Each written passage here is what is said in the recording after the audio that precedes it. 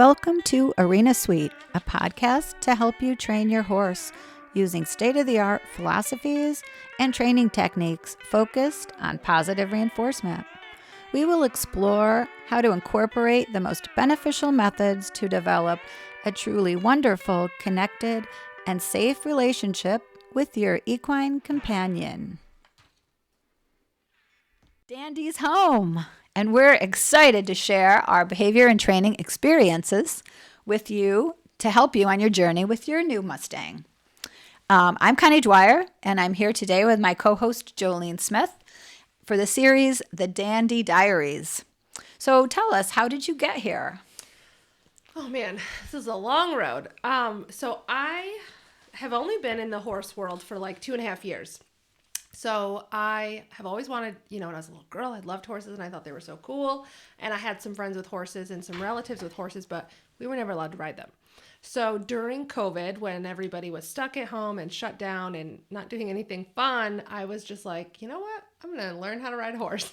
So I, got online and found some local barns. I found you through that. Oh, Equine Now is what it was. Yeah. Through the Equine Now. So I found you there and came over and was like, I want to learn about horses and how can I do this?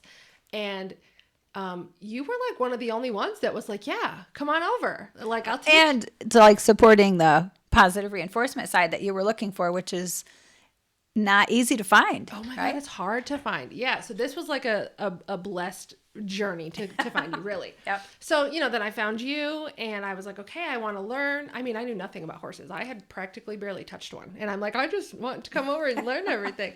So, you had the opportunity with the free lease and I was like, that's really cool.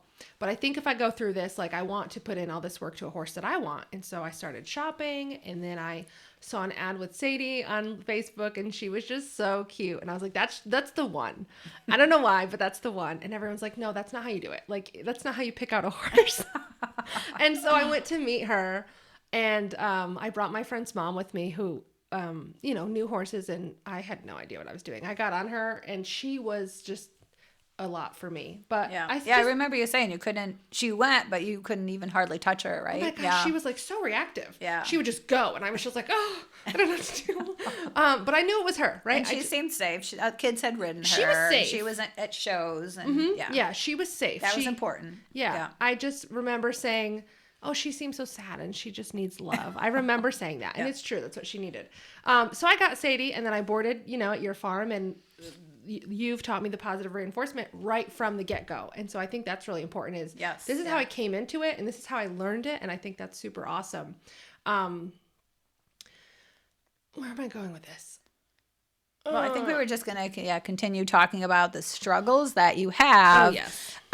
And that's also where you mentioned how getting right into it from the start is important because if you do understand or know the traditional way, that will still rear its head once in a while in your interactions with your horse. So, it just changes it. So go ahead and give us an idea. I've been through it myself, but that was many, many years ago. And we're here to talk about Dandy and how you got to her. So let us know. So do you want me to talk about my other experience at other barns in doing this? Yeah, I think so, because I think that will help people, understand when they have like.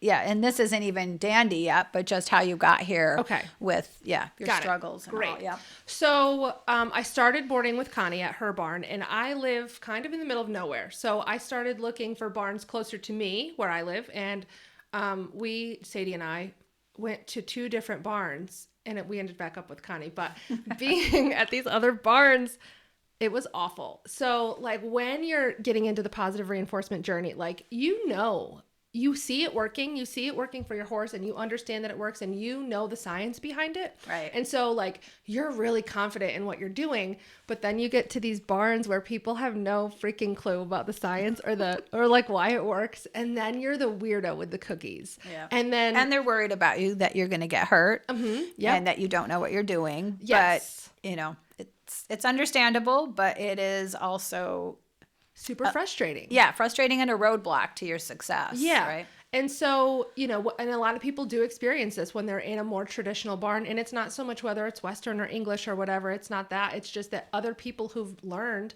the other way and they've done it that way for, years and years, and maybe their grandma taught them that way, that like, it's just really hard to be in that environment because you just want to do it and what you're doing is the right thing and you see it doing amazing things for your horses. But even I did fall into, it can feel like so much pressure, so much peer pressure when you're in a barn like that. So like, for example, I was at one barn after we moved and Sadie was having a really bad ulcer flare and she was just reactive and it was just so not her.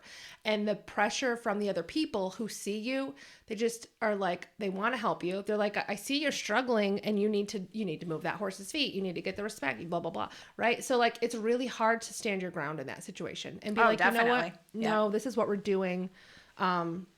And then sometimes you even find that people take your horse out and work with them when you're not around. And so like that's crazy. Poisons your work as well. Well, sure. Yeah. Yeah. So that was really hard. And we didn't last long. We were, groveling to come back, because it really. Always welcome to come back. It was awful. But yeah, so then we came back. We've been, back to Connie's barn for over a year now. And so I learned from you, right? And I knew it was working. Like I could see that it was working, but somehow in the back of my mind, like I understood the science. I'd been to I've done the research, but like it didn't click in my brain somehow. And over the summer we went to that clinic, right? And something was said, and I don't know what it was, but it finally clicked. Like, oh, we're not just using cookies as the reward, and the cookie's not really a bribe. Like it's conditioning in their brain. Like it's actually changing their pathways. It's making learning happy. Yep. So like, even though I understood that training was happier this way, I didn't really understand why. And then suddenly it clicked and I was like, oh, yeah, I get it. The light bulb moment. Yeah. You never know when it's going to come, but it does come. Yeah. So it came. Yeah. And then, we were like, all right, well, we're ready to buy a farm. We need to buy a bigger house. We need to do all these things. And so I was like, well, it's time for a second horse, right? Like even just from, equine health, they need buddies. They can't be alone. Yeah. Behaviorally healthy for sure. Yeah. They do have their needs and they are herd animals. They do need a friend. So just from that stance, I was like, I need another horse. And so I started, looking around for horses and then I just got curious about Mustangs. I had made some friends in the positive reinforcement, social media clan who were all like, they loved their Mustangs. And I will admit, I did used to be in the crowd who thought that Mustangs were difficult to train and explosive and dangerous. Like I did kind of believe that. Yeah. But then I saw them doing all this great stuff with their Mustangs and I learned about this particular herd, the Devil's Garden, which is the herd known for, being bigger, boned and drafty, but really smart, really easy to work with. Mm-hmm. And I was like, I would really like to get some hands-on experience. So I just started reaching out to people who had them. And I was like, who lives near me? Who can I come hang out with? Can I please come to your farm and play with your horses? Yeah. And this lady was like, yeah, come on over. And I went and it had been, she was a delivery spot for the wild horse pickup. So these horses were gathered from the range. They were wild, unhandled, untrained, and they were waiting for their new owners to come pick them up. So they were at her place just in the pens and she let me come and interact with them. And there was this one horse who was so sweet and she let me go right up to her and touch her and she ate out of my hand. And I was like, wow, they're not scary and awful and explosive. And so from there I was like, all right, I think I want one of these. These are pretty cool. So I wanted to meet another one. Like, hey, is this a fluke? Is this particular horse just pretty cool? Or are they all pretty cool? Right. Because there wasn't a lot left by the time I got there. Oh. So then I found another one and another person who had one and said I could come to their farm. And I went and it was Dandy.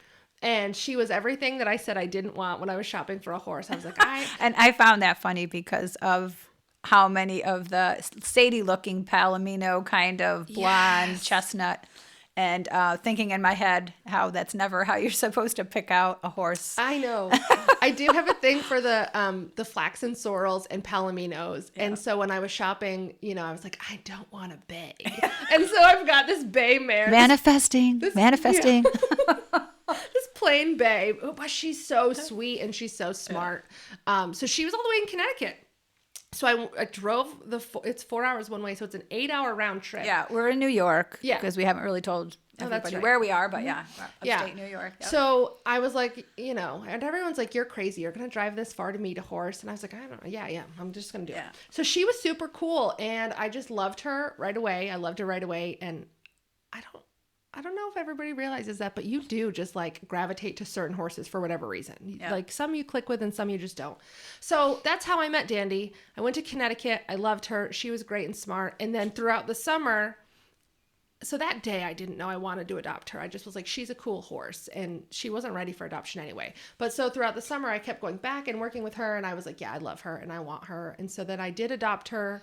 But again, she was in Connecticut and we're in New York. And so I had to drive back and forth a couple times to work with her. Mm-hmm. And then we had a really cool opportunity to trailer her to that Shauna Karish clinic down in downstate somewhere.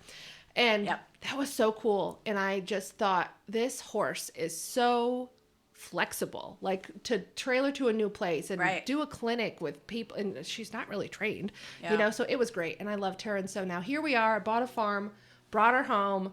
They've been home a week, but we're here. This is how we got here. Yep. Sorry, that was probably 20 minutes. Yeah. Well, that's okay. We need to know where our starting point is. Yeah. So, I forgot something. Sorry. Yeah, go ahead. The one thing that I forgot to mention, which is so important, is that Dandy was also at a facility that uses positive reinforcement. So that's right. From day one, she has been trained with positive reinforcement. And that makes her so different than, even Sadie or even other Mustangs who started in a more traditional horsemanship approach and then cross over. This has been what she's known from day one. Right. So I think that's going to be really cool to see how it turns out in the long run. A horse, I keep saying someone like she's a person, but a horse who's never experienced anything aversive. Nothing so far has been aversive in her life. Right. And I think this is a great project, which is why we've decided to have a whole series of this so that you can see how she goes through all of her training. Mm-hmm. Today we were working on leading skills because having the halter and the lead rope on is different than Liberty work, which you had said she was leading more with that. Yeah. And, a lot of positive reinforcement for that with using a marker signal with a clicker. I think, did they use a clicker there? She just did like us. She did a verbal one also, yes, which is fine. Over 20 years that I've been doing it, I haven't noticed a difference to use an actual clicker or a nice clear click. Yeah. Yep. So it's something that we're starting to make a plan for, and what are the important foundation pieces that you need to be safe. With Sadie and Dandy together, we're starting to separate them a little bit so Jolene can work one at a time. I come up once a week to help out. Thank God. So, it's been fun. We have nice weather today, finally. So we got out there and just baby steps, but what we'll hope to do is get some video and put that out on YouTube. And we'll tag it and put it there so people can look at that if they like. We'd like to share now with you guys some of the foundation lessons that we're teaching Dandy. And there's all kinds of that out there, but I think these are pretty much what you'd see. And they involve what's called stationing or standing still in one spot. It's a very common behavior that's taught for handling and care, and just keeping a 1,000-pound animal out of your space. And Jolene will elaborate on these a little bit, how she's been using them. And to help with leading skills too, and many other things, we're also working on going to a target, following a target or an object. It can be your hand, it can be a target stick, anything that the horse can focus on. So that also keeps them out of your space. Very handy for many different behaviors that we're going to be working with her. And then hoof handling. Which involves just body handling. So being touched all over. And I know Dandy had a lot of that experience with children grooming her and just touching her all over, which I know when I saw that, I was like, wow, this horse is from just coming out of the wild and just having how much time, very minimal. So when I met her, she was only at 60 days out of the wild. Yeah. And had children climbing on her and grooming her and struggling with the fly mask. I mean, she's so tolerant. Yeah. And that's all a temperament, not a training thing as much as any of that. So, But then also, what was our last one? Was that it? I think we didn't want to share too much today just because we want to kind of keep this together in parallel with what we're actually working on with her. And again, able to get some videos out so that you can see the process. So I think we talked about those 4 behaviors. So she came home last week, and I would say her strongest training skill at that point would be the body handling. She's really good at that. Good at liberty leading, target following. So she was really good at those things. We needed some work on the hoof handling, and lead rope skills, I would say, are still the weakest of those skills. Right. So you talked a little bit about how these tools or these training methods are really to help keep the horse out of your lap. So one thing that I find is really interesting with Dandy is that because I don't want to say she has no experience, right? She did get a really good start. It's not that. She doesn't have a lot of confidence in this type of, leading on a lead rope and being alongside you. And so her inclination is to just like budge into you, push you over, kind of just like be literally in your lap. Right. And these are things you'd hear in traditional horsemanship as disrespecting you, which that's not. Horses can't disrespect you. So they are maybe trying to move into your space because you have resources on you, goodies, using the positive reinforcement, but it's just a matter of teaching a replacement behavior on how to get those. Yes. So they're just speaking their language, and we just need to teach them a little bit more of ours so that what we're really focusing on is what behaviors we want. We also want them to want them. Yeah. And that's the, perfect world. Exactly. So. Yeah. So I have found with her combining that target I keep calling it a station. I call it a station. It's mat though. Yeah. So I put a target by a mat, and this was something she didn't know how to do. And I do have video of that. So teaching her to walk up to the mat, put her feet there, put her face on the target, hold, click, treat, great. So teaching her, hey, you're going to stand here, and then working up to the point where you can stand here and I can actually go pick up that bull without you bowling me over. Right. So that was really helpful. And that's basically, in the dog training world, a stay. So you're teaching your horse to stay while you do other distracting things. So it's very helpful. Stay. That's what that's what I tend to use wait. Lately, that's what my thing is with them, wait. They just stand still and wait.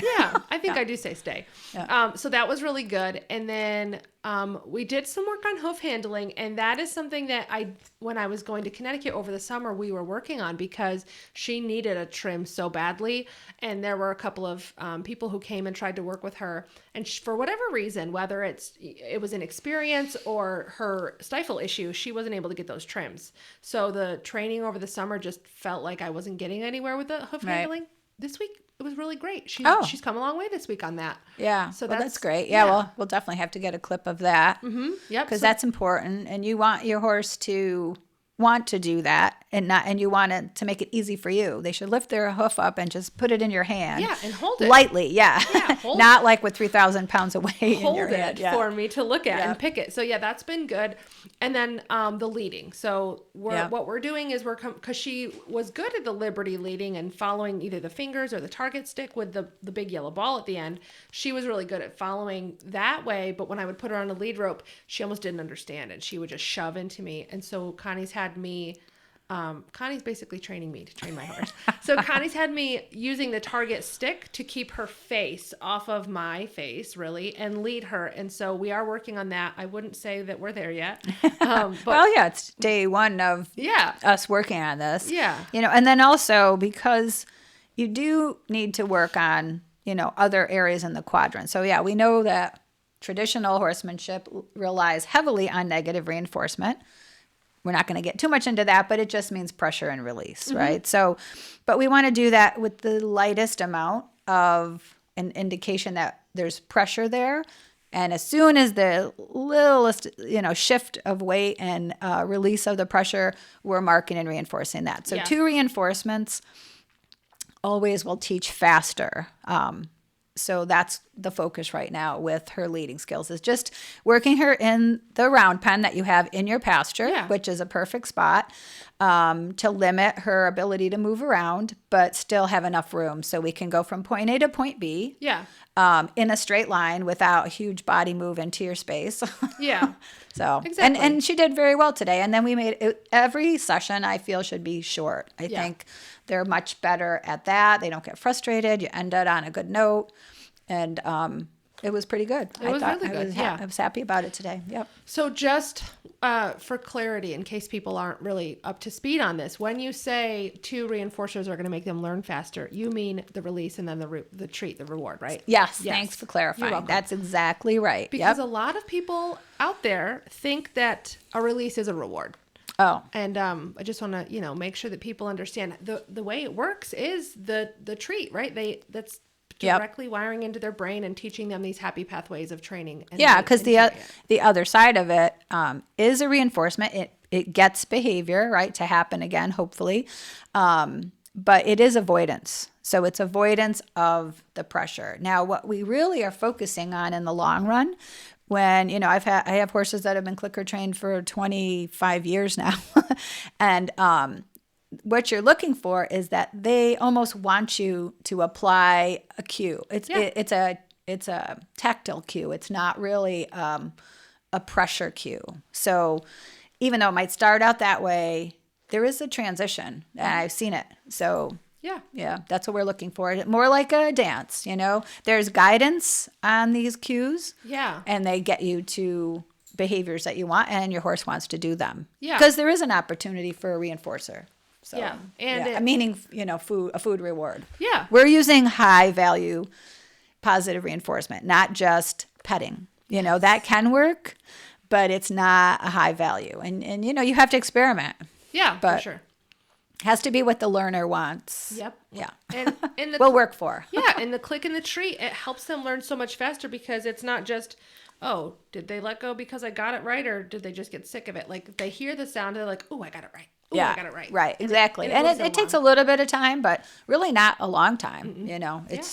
It's that there's a lot of repetition of it. Repetition, reinforcement is how we all learn, right? Yep. All right. I think that's it for today. I think good. So thanks, everyone, for joining us. See you next time. Thank you.